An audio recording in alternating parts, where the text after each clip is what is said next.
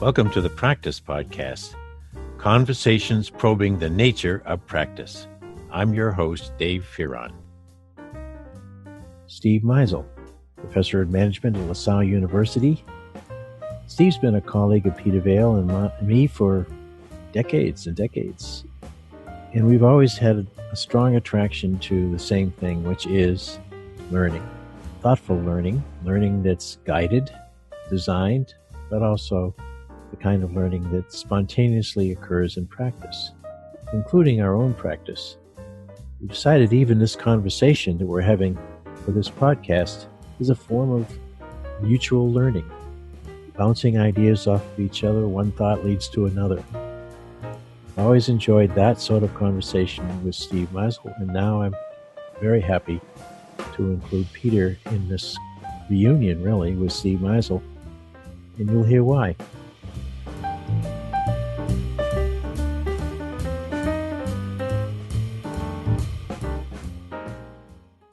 Peter, we've been enjoying conversations now with people who are practitioners out there in the real world, as if our world inside these conversations between us are unreal. That's right.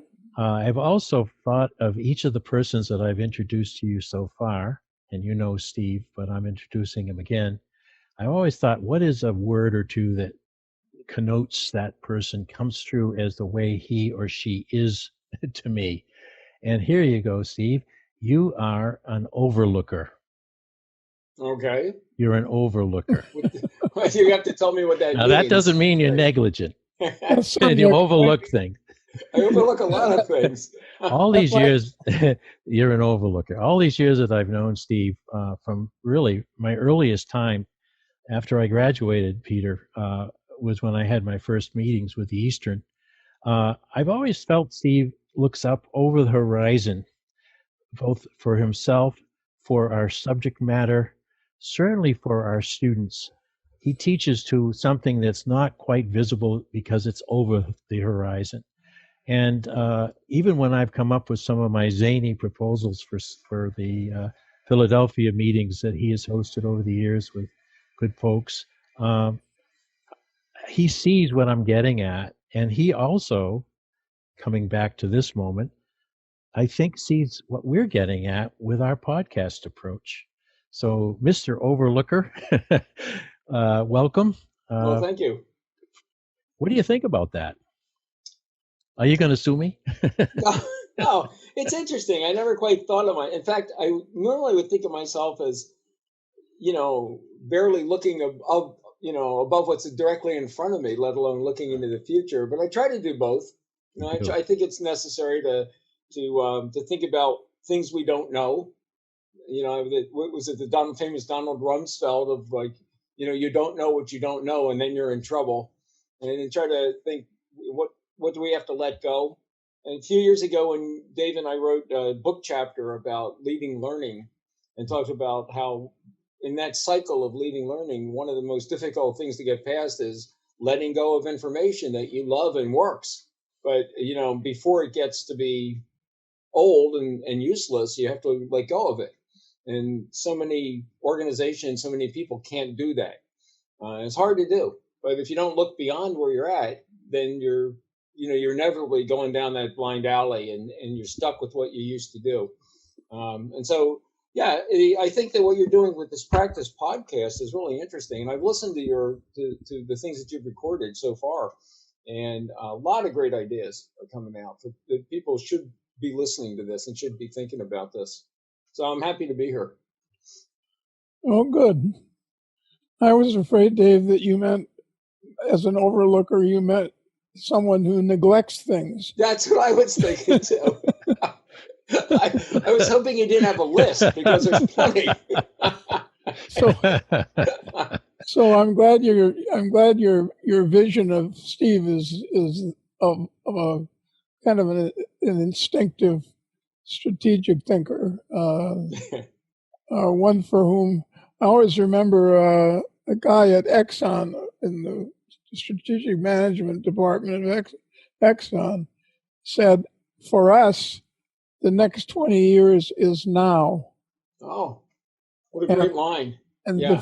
the future only gets for us because we have such a, the way I interpreted it was because we have such a huge system to actually move in any dramatic way, and because we're in such a dynamic industry that is changing all the time, the future is really something beyond business as usual, which is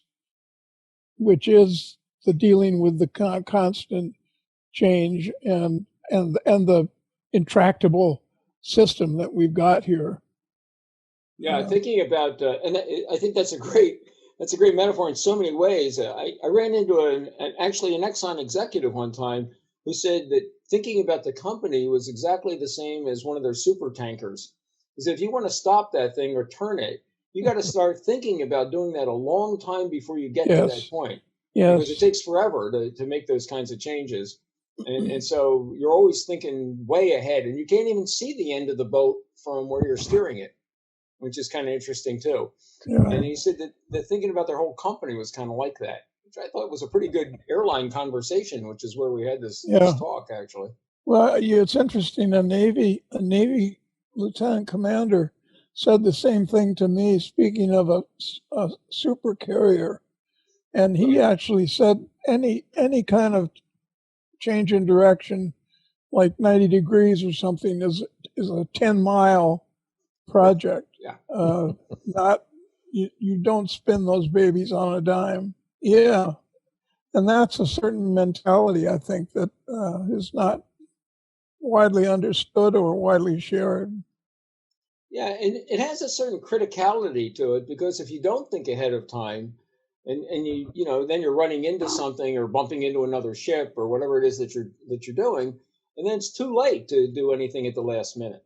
You know, even though best of intentions, you just really can't move out of the way. You can't move this thing, and I think the best of these people are so aware of that, and also they have no slack in their system.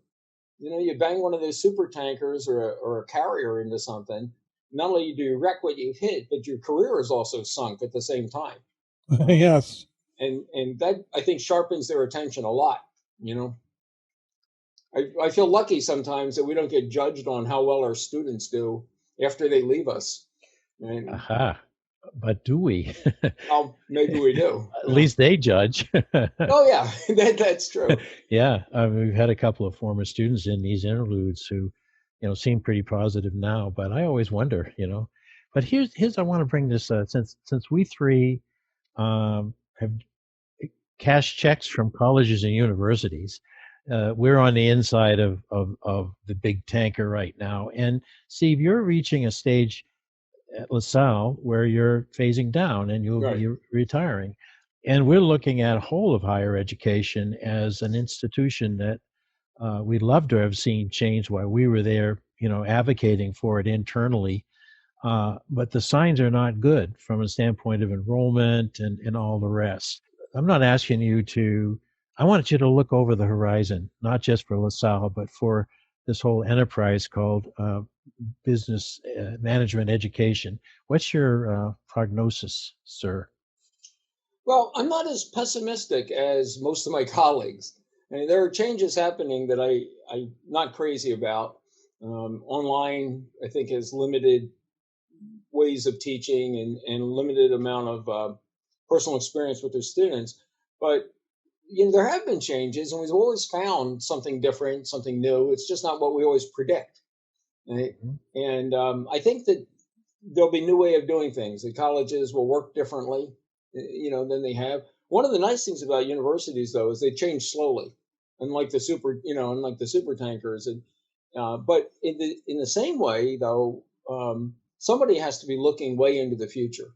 Right? We have a McKinsey study going on at my university, and they're asking people to imagine the future of the university. So far, for the money that it's costing us, I could have gotten exactly the same answers out of like an hour class with sophomores. And so I'm a little disappointed because they're finding it very difficult to get people to really imagine something different. Right. And so we need a little bit of that kind of thing that IDEO does and some of the other Maya, some of the other design companies do, where they they force you into thinking about, suppose we tore down all the barriers. But I'm actually pretty optimistic that we'll change. The technology will drive it a little bit. It won't be all the digital revolution, but there'll be good changes, and somehow we'll figure out how to, do things without, large numbers of undergrads that want to be majoring in whatever they want to major in. The schools have gone through a lot of changes in the past, and we don't know what that's going to be yet. But I'm sort of sorry I'm not going to be around to see the next 10 years. I mean, around at the university. I'm on the just in the first year of a 3-year phased retirement, so I'm working half time. And honestly, I taught all of the fall semester and now none of the spring semester, and I find I'm missing the classes terribly. Although the committee meetings and reports, I'm not missing at all. And I have to admit that some of the grading I'm not missing that so much either, but I miss my classes because that's where all the fun was. So I'm looking forward to getting back in the fall. I don't know, Dave, what do you think? Peter, college has always changed. We just change slowly. That's all. Well, Peter's had a little bit longer siege than I have in it, and was a dean for a period of years. Oh yeah, that's right. A huge school.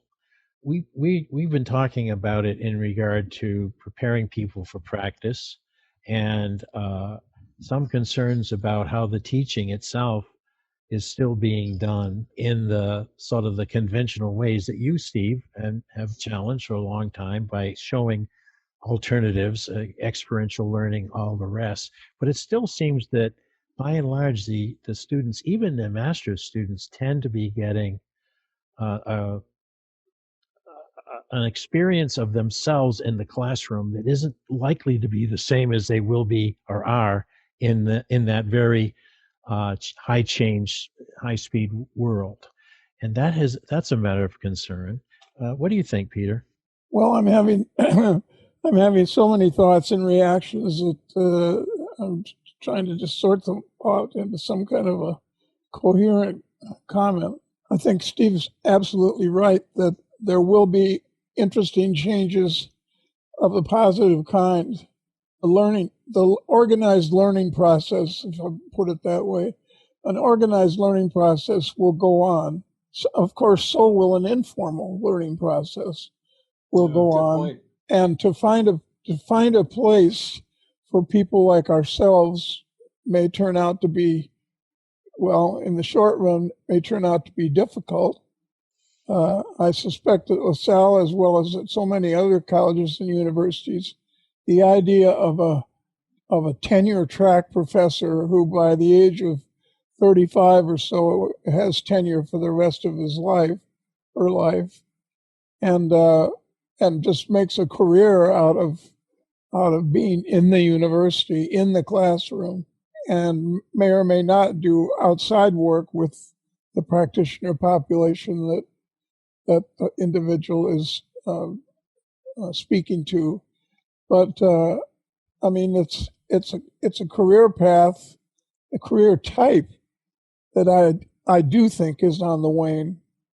There probably will always be a small number of superstars who probably are sitting in endowed chairs, or will be sitting in endowed chairs if they're not already, which means that relieves the university. Main thing about an endowed chair is it releases the university from the need to pay the individual a salary, because it's already been, I had an endowed chair at St. Thomas, and the individual had put $3 million into the kitty, which would pay for me and for some things that went along with my endowed chair, some secretarial support and that sort of stuff. And it took an individual to decide that the university needed me for the foreseeable future and was willing to put $3 million behind it. There probably will never be another university like Harvard where all of the full professors are, at least in the business school, all of the full professors are in endowed chairs, and therefore it has no payroll of senior faculty. That's all taken care of. Yeah. And that way of being a system of organized learning is probably on the wane, at least for the amount of it and the extent to which that model dominates American higher education.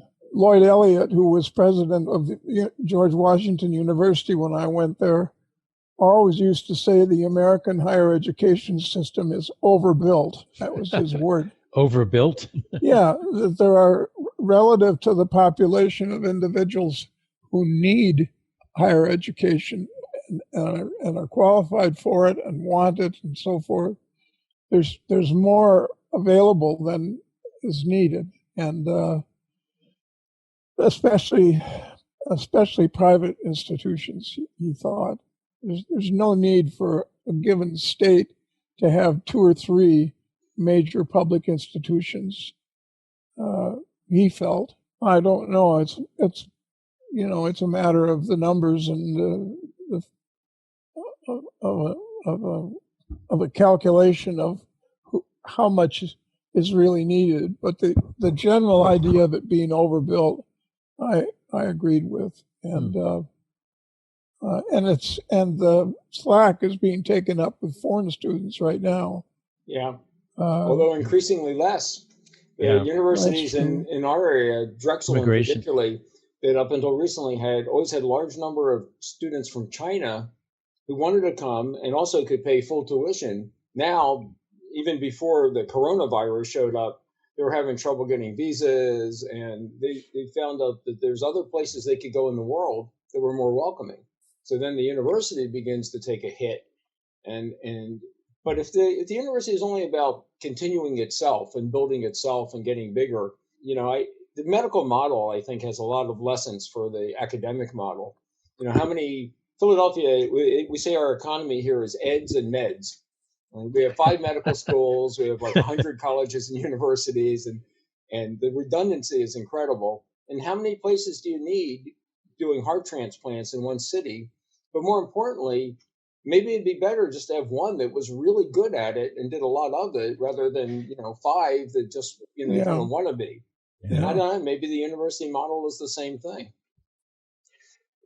Well, I personally think it is, and just intuitively, I can't say I have a whole lot of data on it, but intuitively, I agreed with the idea that the city of Minneapolis has like 4 or 5 relatively small private colleges and universities, and the University of Minnesota, which is 50,000 students. Yeah, it's a lot of people.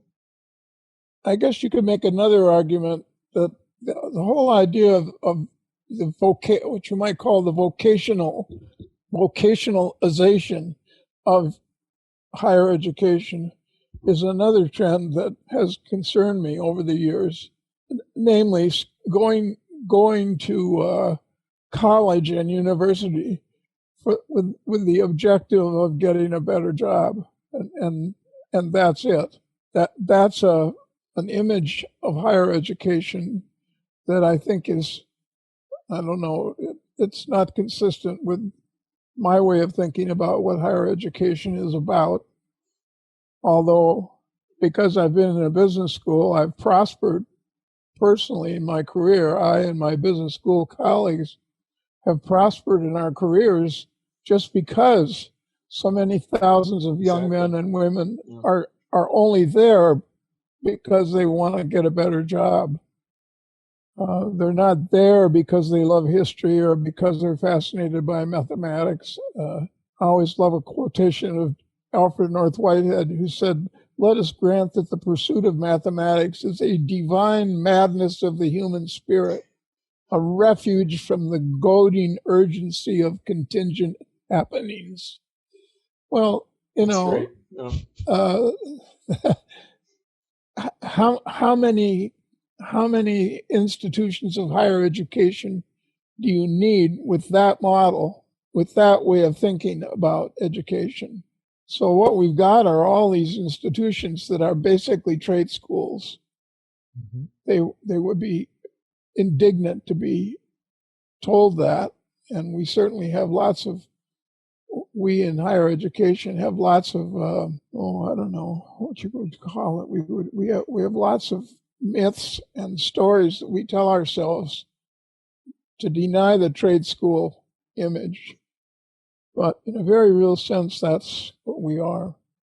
I think, though, even within the business school, and maybe in the management departments, we do a little bit more of this because so many of us come from, organizational psych backgrounds or social psych or something, trying to make what we teach more about sense making than here's a specific technique. And, even though the accounting majors, they always want to know what the spreadsheet is on motivation.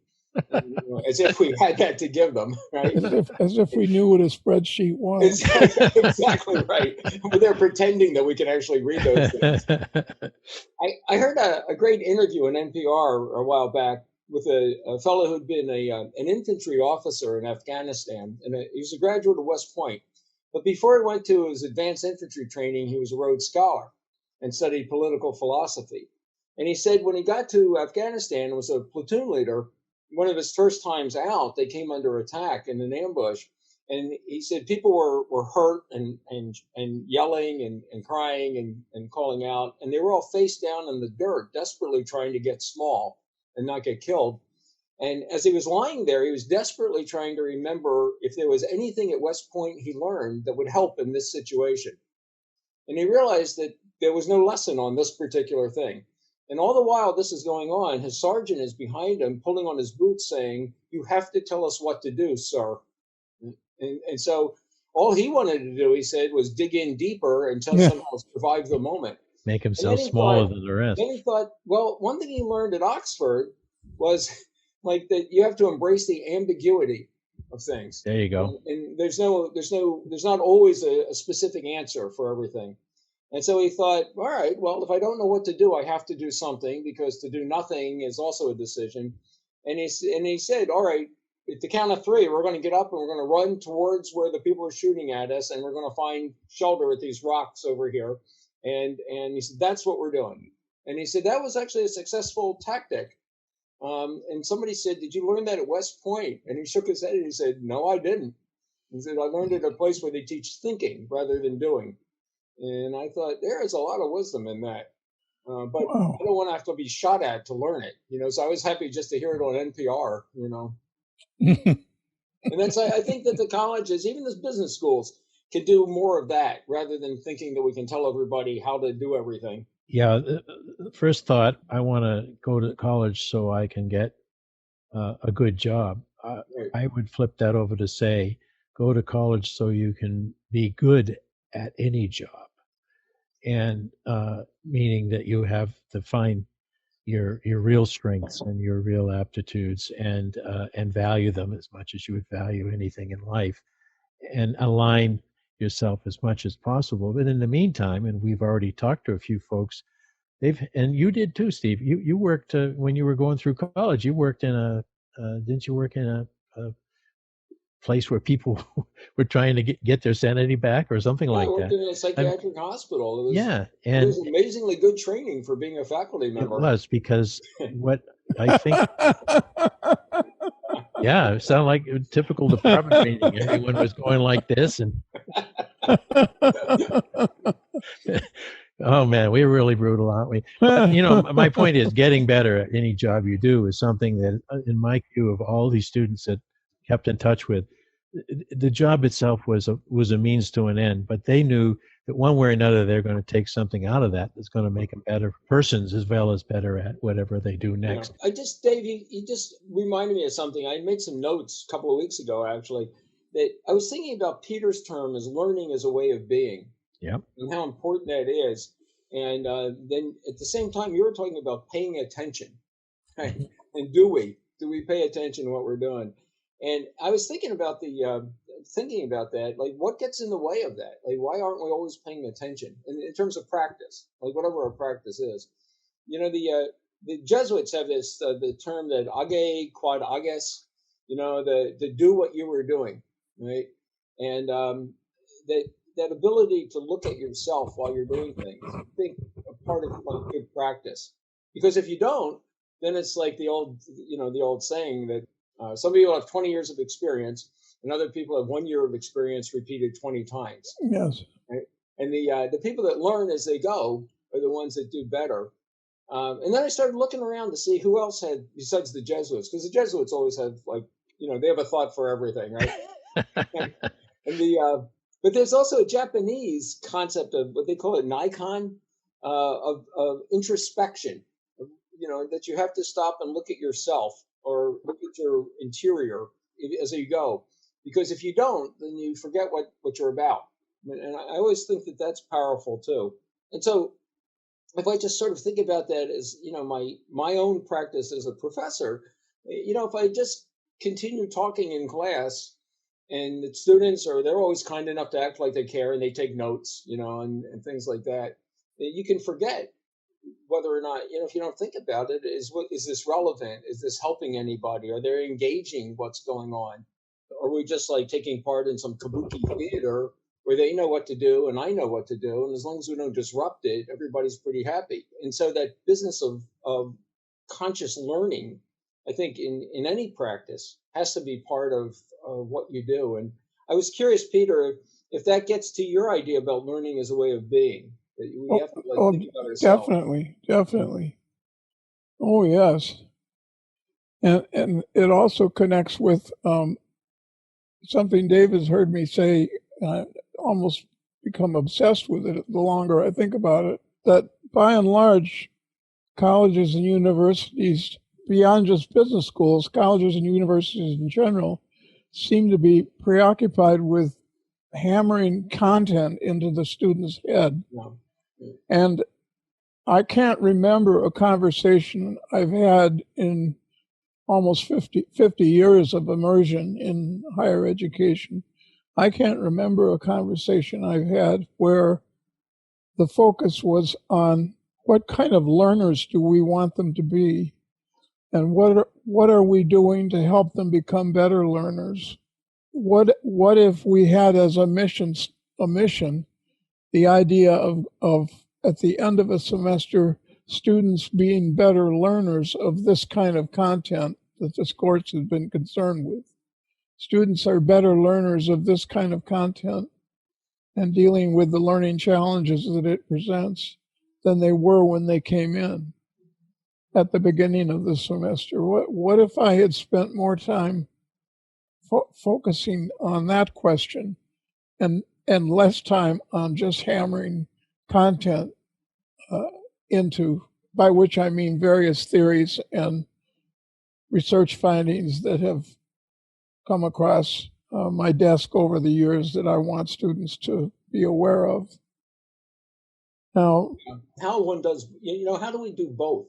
We want people to know of course, the research, of course. But your point about what kind of thinkers are we creating as well, I think is so important.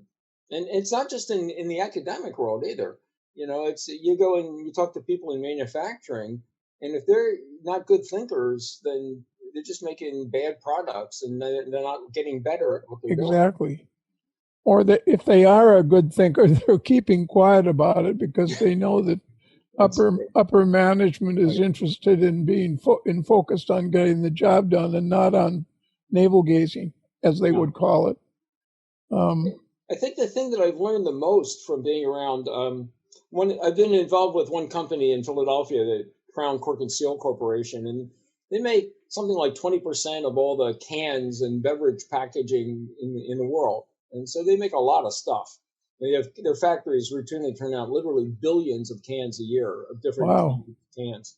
They do metal packaging. And the way that people show their thinking, because they can't just sit there and say, I have an idea, because that doesn't seem very manufacturing-like. But they solve problems by thinking them through. And they've all been through lean training and, Six Sigma and everything. But when they start working on a problem, they get on their phones with each other in the factories around the world, and they find the person who's had a similar problem, and they find out how they solved it. And if they can't find anybody to solve the problem, then they know they have to quickly invent something. And that's when they really show who's good at what they do and who can think their way through a problem. And that's just fascinating to watch. And I've seen that not in the work that I'm doing with them, But when they've had to take a break and somebody says, our cans are collapsing as they come off the line in the plant in Riyadh in Saudi Arabia, and we better fix that, because if I don't, I'm going to have to go there over Christmas and spend my entire Christmas vacation fixing that problem. And the way they solve their problems is as thoughtful as anything, more thoughtful than you're likely to see in the academic world or the medical world or any place. It's just great thinking. And that always impresses the heck out of me, when I see that. And what my job then says is sort of like holding up a mirror and say, take a look at how you just did this. And what can we learn from that we can share with everybody else? And somehow they always think that's so smart on my part. And I'm thinking, like, oh, thank God for doing this, because, I didn't know what the hell I was going to say if you asked me, because I don't know anything about fixing the can machines. But these people are really smart about stuff. But I think Peter's got an interesting point, that they're not always encouraged to share their ideas, because it gets in the way of what we're already doing. Yeah. I wrote a whole book about that, Inside Knowledge. Right. Yeah, and it was also something we put into our chapter, Steve, way back when Peter was writing Learning as a Way of Being. We put in a character who was undervalued for her insight and wit. Another thought came quickly, though, as we were talking about this. The challenge, I think, that Steve in particular addressed all the years that we were working together on exercises was to create live experiences within the setting of the classroom that would get that thinking going, because there was no preparation for it per se. You had to be in the moment. You had to be learning as you're doing.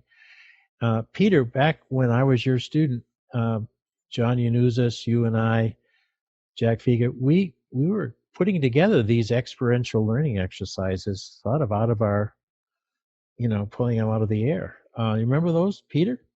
Yeah. And I've always enjoyed coming up with one of those kinds of things or another that was involved activity and involved thinking and reflection. Exactly. One that I came up with just very late in my career and never had much chance to develop involved a classical case study, and with one kind of major difference. I told them that next week when we have this case, only 1/3 of you will be, I guess it was a group of about 30 or 25 to 30 students, only 1/3 of you will be asked, I'm asking to prepare the case in the way you would prepare a case, to discuss and think through what ought to be done and to what extent does this organization know what it's doing, and all those kinds of questions that we raise in discussing cases. But 1/3 of you will be asked to be inquirers. That is to say, your job is going to be not to have read the case, and please be honest about this. The 1/3 of you that are designated as inquirers, please don't read the case. Don't even read the title. They're all volunteering for that. Please don't even read the title if you can avoid it. And then 1/3 of you will be process observers, and your job will be to be aware of how the discussion is going, in which the inquirers are finding out about the case from the experts who have already know the case and have opinions about it, and you process observers are responsible for being able to talk about how these individuals are going about this whole process. And I'd already told them, we'd already talked a bit in class about process observation and about inquiry and so forth, so it wasn't completely out of the blue for them. And they got quite intrigued by it and had quite a lot of fun with it the following week, and wanted to do it again. It's a great design to incite learning, though, especially the part about hearing it in what they call a naive way. Right? So I haven't read the case over, so I already think I know how to solve it. Yeah. And you hear it the first time and react to it, and then have the process observers. That's a powerful learning tool. Yeah. I can imagine the students were excited by that. Yeah. I like that. I like that idea. Can I benchmark that? Can I that's just our way of saying, can I steal that from someplace else? Right? Sure. Slap your name on it, Steve. It's all yours. Oh, yeah, that would be great. But you know what I think we were contriving to do, and one of the reasons I brought this up in context of preparing better learners is that those of us who have done that, we then met each other at the Eastern. We then were very instrumental in the Art Behavior Teaching Society. We had a vision for teaching and learning that, in a way, we were kind of like radicals back then. And we got together to share these, just like Peter just did. And guess what? We would listen carefully. We would say, could I have your permission to use this? And if I modify it, should I let you know? And yes, it was always yes. And it grew something that made me a far better teacher and a lot happier about being a college professor. I think life without those aspects of the Eastern and the OBTS, I don't know. I might have gotten sick of it. Peter was saying about how are we learning, and are we better learners of something at the end of the semester than we were when we started, rather than do I know more about some theory? And I was thinking about this this morning about what gets in the way of that. Why don't we do that all the time? Right? What gets in the way of our paying attention to practice and doing that? And one of the things that occurred to me was the concept of order effects, from research. That there's practice effects and carryover effects and interference effects. And so the practice effects, as you guys will know, I do this thing over and over again. Maybe I'm going to get better at it, and that might, in fact, change the results of the research, right? And so we're always looking for people that never knew anything about something, so that we can see if we're making a difference. And then the carryover effect is the thing that we really want in education and in also practice, professional practice, is that I learned something and it stays with me, so I'm better at things. The learning carries over. I never understand how physicians do their work, working so much by themselves. You would think that that's a job that just demands like a team approach to everything, and yet their job so much is individual practice. And I love it when my physicians say, well, wait a minute, let me look that up. And they go online to look at something rather than pretending that they've memorized every possible thing that they possibly could, although they're pretty smart. And then the thing that I think it relates to this a lot of ways is the interference effects. It's like, what gets in the way? What keeps us from paying attention to what we're doing? And that the interference effect is huge. Because, if you're a college professor, rarely is your dean asking you what you're doing in class. They want to know what you're publishing and a lot of things that have nothing to do really with teaching and learning. And if you're working somewhere, your boss is not asking you, is there a better way to do this job? They're asking you, did you get the job done?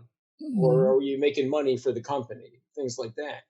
And that gets your thinking. And I guess a bigger example of that is this idea that, every quarter companies have to report their earnings. And if it's projected badly, then that changes the way the stock market reacts, and that changes what the company does. And in the meantime, that short-term thinking is just killing so many companies. And so we could actually look at why we don't pay attention to things and sort of unpack that. Now, unfortunately, I don't have a good answer to how we get back to being more attentive to what we're doing.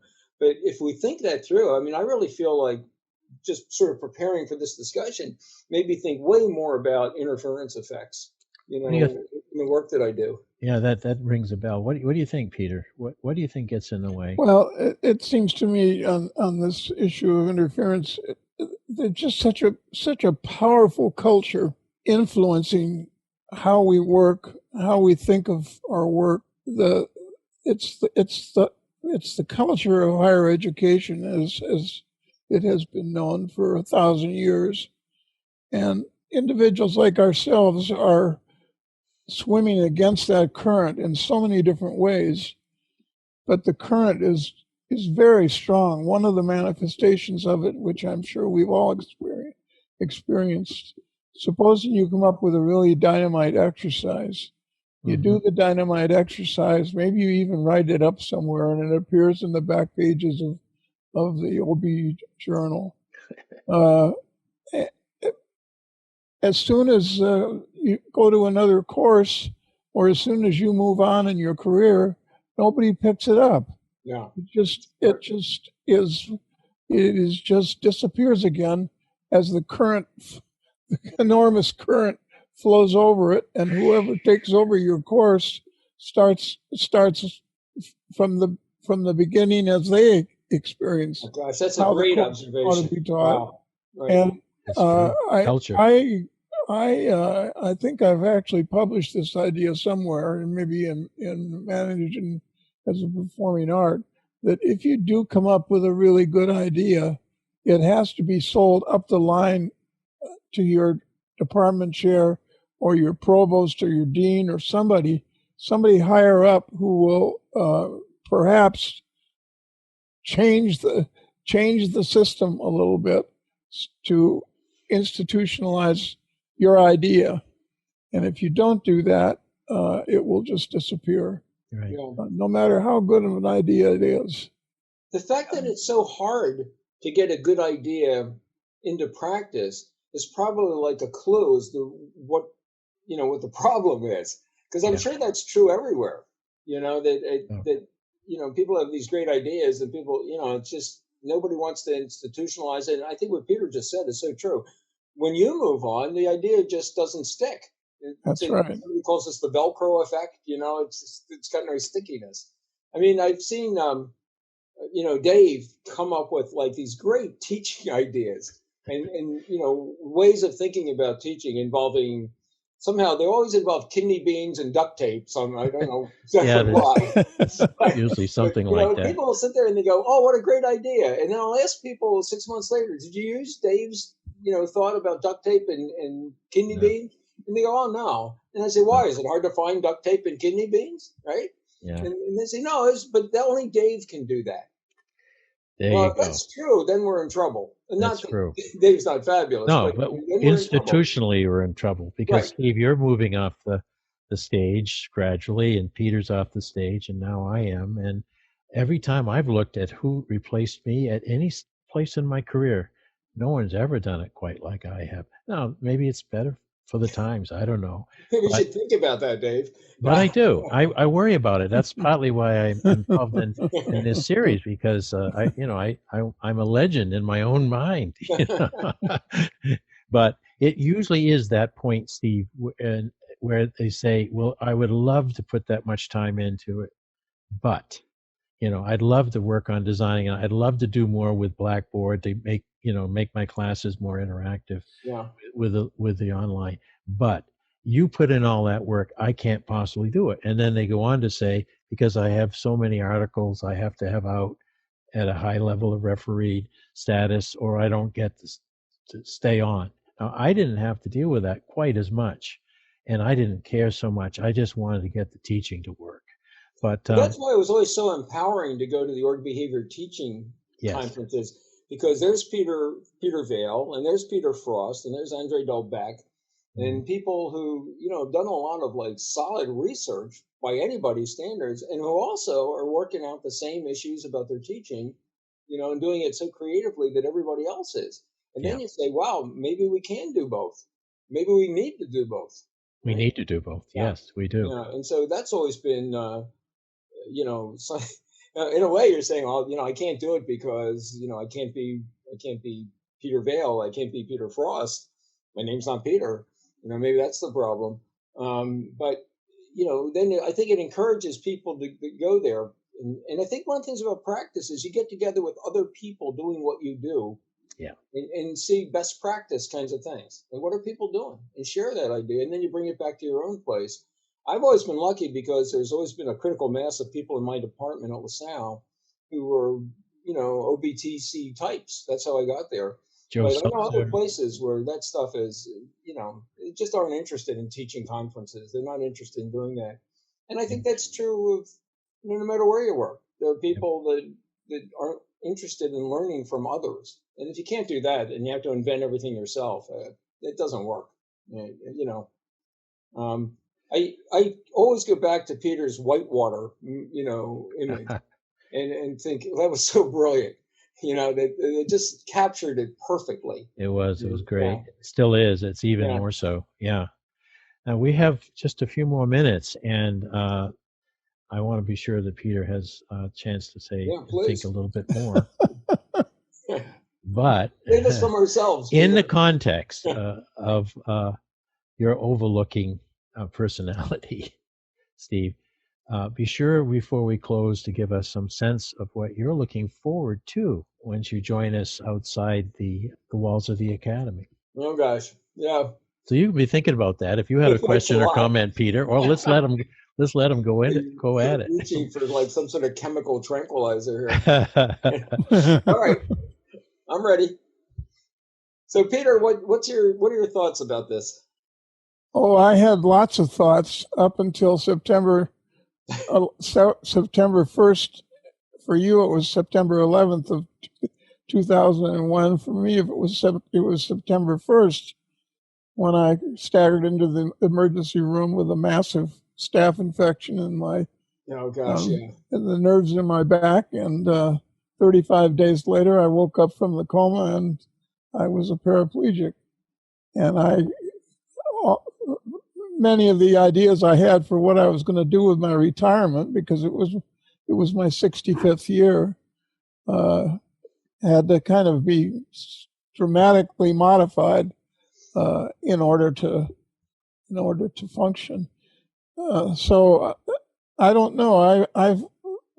My retirement. I tried for 8 more years to be a professor from a wheelchair, and just did not like myself very much that way, because I was so used to jumping around the classroom and moving from table to table and so forth. And and I was used to 15-minute breaks when I couldn't get in and out of the bathroom myself in less than half an hour.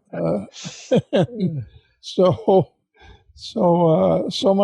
my retirement has been very much a piecemeal kind of mix and match process. However, I have had some experiences. Actually, the experience I had with OBTC when we had the meeting in Marquette, and I was sick and had to speak. What was I talking over the phone, speakerphone or something? I was elsewhere in the city of Milwaukee in the hospital, and I did my session anyway. I don't know what it amounted to. It was very well received. I was a moderator for it. It was the first time that I floated the idea of practice. That's right. And have been developing it really ever since. And these podcasts and this work with Dave have jumped it ahead for me by leaps and bounds. It's been an enormously stimulating experience, I think, for both of us. Definitely. And maybe these podcast conversations, the podcast conversation model is one way in the future that thinkers will be able to share their immediate thoughts rather than wait 2 years for some idea to find its way into publication. Right. So I, in particular, Dave here, have been participating in the last nearly 10 months. Yep, 10 months. It's about 14 months that we've been talking together, but the podcast idea started out last summer, I think, didn't it? Yep. June or July? Yep. Every week since then, with only one exception, we've recorded, and now that's ready to go out to the world. But what are your thoughts, first, Steve, on the notion that Peter's just offered? Because we talked about that. The idea of the podcast being another insert into the spectrum. Surprisingly, Peter's insight is always worth thinking about. Mm-hmm. And so he touched just now, Peter touched on two different ideas that both work together perfectly.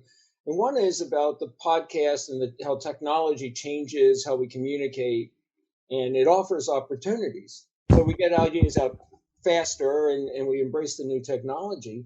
But along in the same way, though, he's using the technology to stay active in the field and stay current and thinking about things, and also be a thought leader and provoking ideas. And so maybe that's the real thing, which is that we use what's available to get ideas out into the field and communicate with other people. And so somehow you just captured both ideas. I mean, given what happened to you with, physically, you could say, well, he could have just said, like, I can't do this anymore. I'm finished with ideas. So you couldn't teach in a classroom, but you could create ideas and share them in other ways. And I think that what you guys are doing with this podcast is a great example. But it's also a great metaphor for how we use the technology and we stay in touch with our ideas. We just don't give it up and then just buy plaid pants and start golfing all day long, which is apparently what Dave is now doing. I resemble that remark. And I think that's inspiring. And you asked me about how I'm overlooking. Yeah, looking out over the hill, since you're going to be over the hill soon. Yeah, it's like, and I'm trying to find ways to stay connected with the field, stay connected with the people that I find interesting, and I won't be doing the same thing in the classroom that I've done for 40 years, but I want to find out other ways to do this, and so the podcast might be the thing. And who knows what the next thing is that's coming along. I just want to stay open to that. And that's the challenge. It's not to say, well, I'm going to do this, but, I'm going to be doing this volunteer work or I'm going to write that article. It's more about I want to make sure that I don't close off from things. And as long as I have an opportunity to talk to people like Peter Vail and Dave Fearon, I think I have a really good chance of doing that. And so that's where I want to be with this. Makes sense. Makes sense. Well, we are getting to the point where we need to be wrapping up. But let me underscore two things. First, the nature of practice, as I've experienced it personally, is that there is something that we can name in ourselves that we value so much that we never will allow the world to change it. To me, that is teacher. And circumstances could try to give me different titles, and sometimes I'm a consultant, sometimes I'm this or that. But down deep, I'm a teacher. And that's when I met Peter. That's who I was with, someone who had an amazing mind and could do anything. But I knew in my heart, from a teacher to teacher, we're good company, and we've always wanted to stay friends ever since. Steve, you're the same. You are a teacher. You have the teaching impulse. How many times, Steve, have we looked at something and said, "Hey, we could do something with it. I could make a class. I could teach this point." Many times. Many times. See, that's the teaching impulse. So as we're closing on this conversation, and maybe we got to get you back for some more, what does it mean to you to be a teacher who has been a professor for 40 years, but may not be going forward, and yet there you are. You got a lot ahead of you in terms of goodwill and good time. I don't see, it's funny. I'm trusting my instincts on this. I don't want to give up that teaching role, and I don't really see that I have to. I may find a different way to do it, and like that.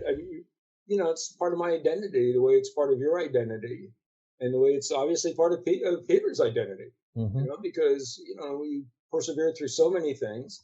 And yet you're still interested in doing this. And you guys have found this particular medium, but there's other media that we can use. And that's what it means to me. I don't want to give up my connections with the field and how it drives my thinking. And it's too much fun to do.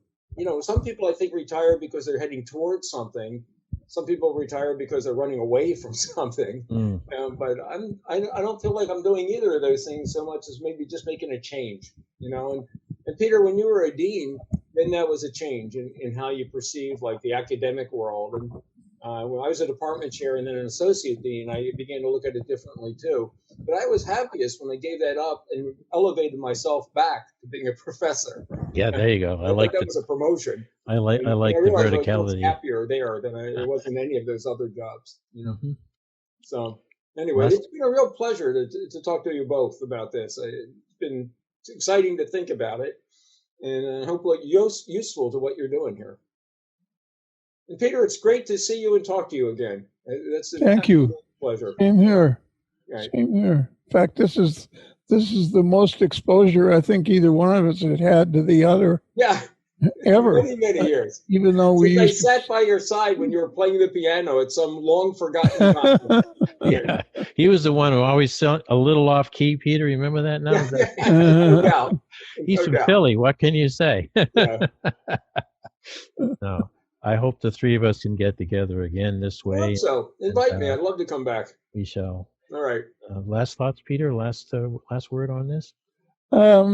Yeah, this is going to take a minute, but I'm always reminded all through this conversation, I've been reminded of a speech that Fritz Roethlisberger, who actually invented the phrase organizational behavior back in the late 50s, a speech he gave to some incoming MBA students at Harvard, and it was called The Secret of Success.